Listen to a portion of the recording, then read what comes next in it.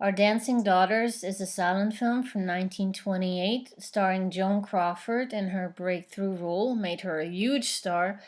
And it's the sort of thing that I like to refer to as a time travel movie. Now, by that, I don't mean that the film is about time travel, but it's the sort of thing that captures the spirit of the time so well, and it makes it so vivid and palpable that you feel like you're there, really feel like you've traveled to the 20s. And that's why I love this film. This is the quintessential movie about the jazz age, and no other than F. Scott Fitzgerald said that Joan Crawford was the best example of a flapper. And in a poll they took that year, teenage girls said that Joan Crawford's character is the one character that had the biggest influence on them that year. Now, while the film does have a plot, admittedly it's pretty thin, but it does have it is a bit of a, let's say, a light morality tale, and also involves a love triangle between Joan Crawford's character, who's a free spirit and very wild. Outwardly she seems, very wild, but inwardly she's virtuous and she has ideals. And she's basically competing with another character played by Anita Page, who's a bit of a, vindictive, manipulative kind of girl, the gold digging type, and she's competing with her for this guy. That's basically the plot, but the plot is not what you'll remember from this film. What makes this film outstanding is its unbelievable style and that great aesthetic, and that it captures that spirit that I already mentioned.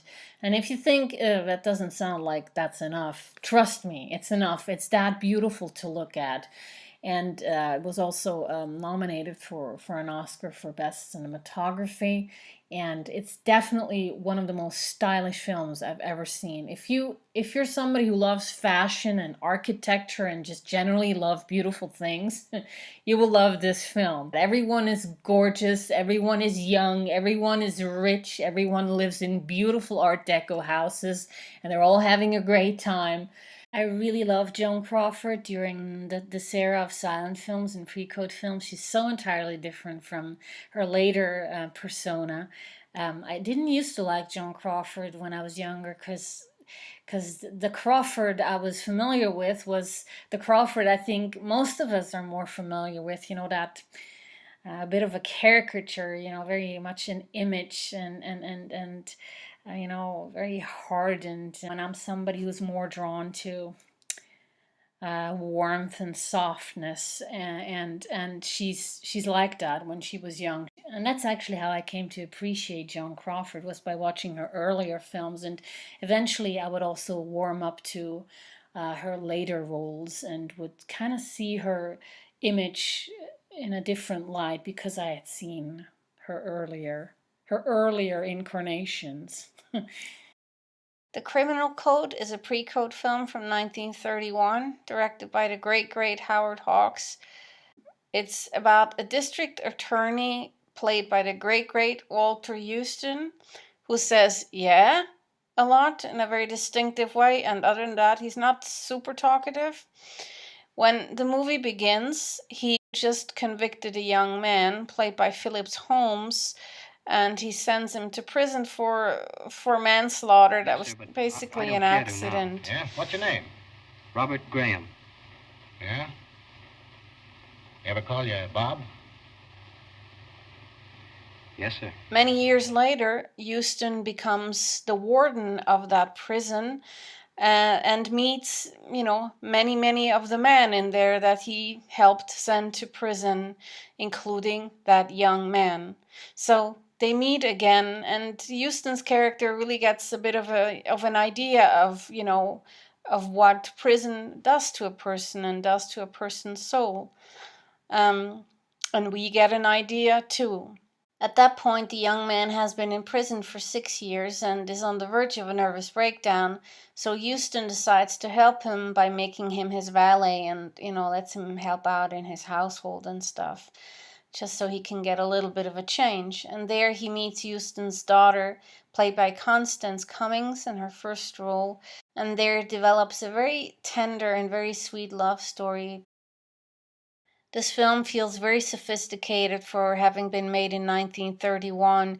You know, when you watch these early talkies, sometimes, you know, they can feel a little choppy, you know, sometimes they have pacing issues, and of course the sound isn't always ideal, but here it's like everything is so smooth and it feels so whole, and it's just like a movie, you know, like, which doesn't surprise me because Hawks was one of those directors that seemed to be so ahead of their time.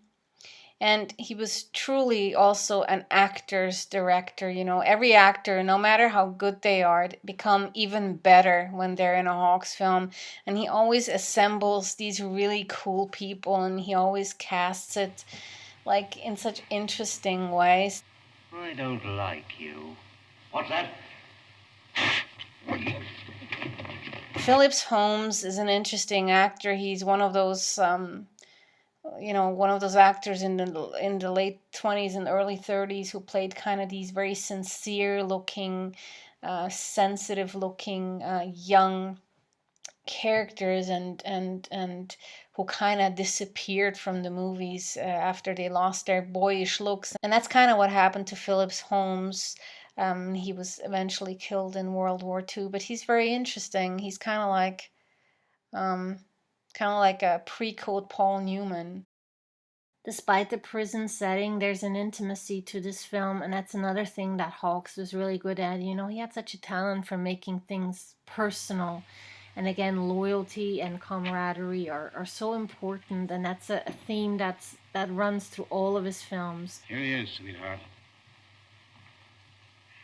Maybe the most impressive scene here in this film is the day where Houston arrives at the prison, you know, beginning his job as the new warden, and the courtyard is full of all, you know, of all the prisoners who are booing and making sounds, showing that they're not happy about the new warden because he put many of them in prison.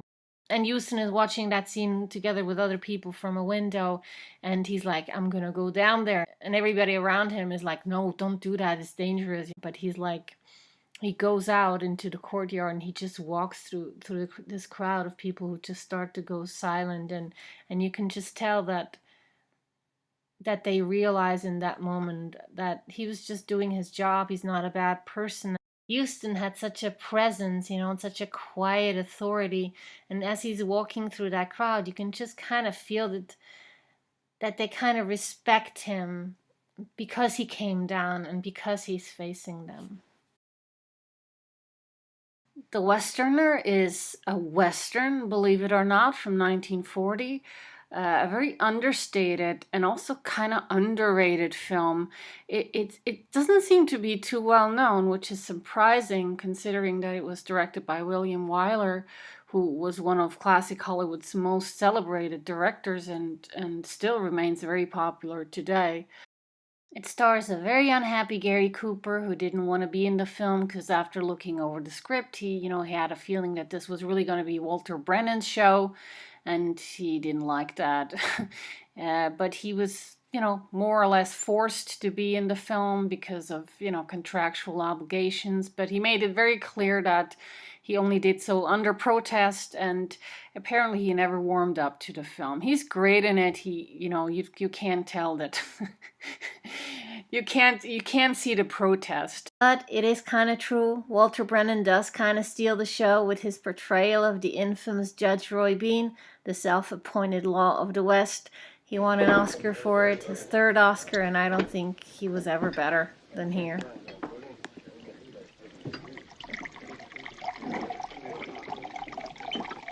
Still, what makes this film what it is the relationship his character has with Cooper's character and the chemistry between Brennan and Cooper.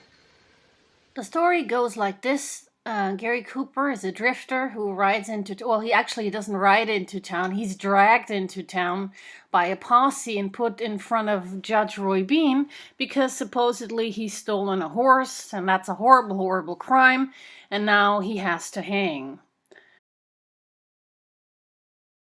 But pretty quickly, Gary Cooper's character realizes the judge's greatest weakness, and that is his obsession with an actress named Lily Langtry. He's completely obsessed with that woman, and that's the funniest aspect of the film. And it was particularly hilarious to me because I'm quite obsessed with a certain actor myself, so I kind of related to him. To the unfortunate lady with a bullet in her face. The man that fired that bullet was hauled out of here feet first. And he ought to be. Any man that'd shoot at a picture of Lily Langtry ought to be killed. Coop quickly realizes that he could use this obsession to his advantage and basically tells the judge that not only does he know Lily Langtry, but he's also had intimate relations with her and even has a lock of her hair. Now, of course, the judge is losing his fucking mind and wants to be his best friend and wants to see the lock, but the lock supposedly is in another state. But this buys Cooper's character time and, saves him from being hanged for the time being. You know how bright and coppery and gold-like a young chestnut horse is a-running in the bright sun? Yeah. Well, her hair's something like that. In the daytime. You mean it's different at night? Not different, but just sort of more so. How so? Eventually, they catch the real horse thief because Coop wasn't a thief of said horse, but they end up again and again, they end up in conflict with each other because Coop eventually befriends homesteaders who are in conflict with the judge, and he takes the homesteaders' side, and they just never really truly become friends, even though they feel like kindred spirits somehow. There's just too much standing in the way. But they do have a special thing going, I guess a sort of love-hate relationship. I guess you could call them frenemies, and that relationship is really what makes this film.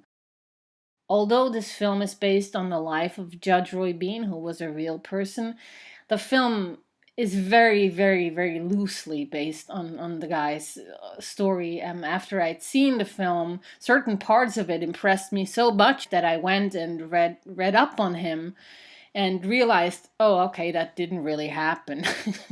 And that kind of bothered me a little bit, but ultimately this is just such a fun film that you kind of have to forgive it. At least that's what I did.